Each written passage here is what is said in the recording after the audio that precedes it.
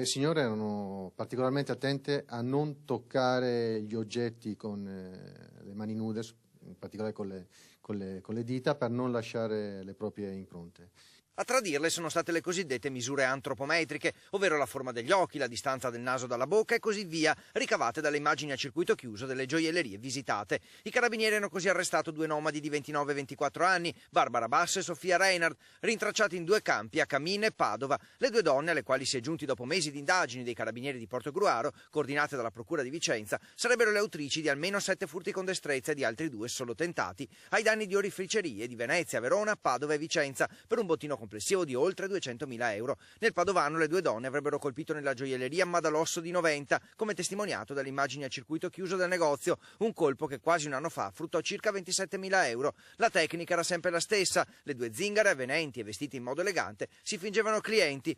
Una volta che il commesso aveva appoggiato sul bancone i rotoli coi gioielli, riuscivano a nasconderli in una tasca interna appositamente ricavata e se ne andavano con calma e gentilezza. L'elenco dei colpi però potrebbe allungarsi.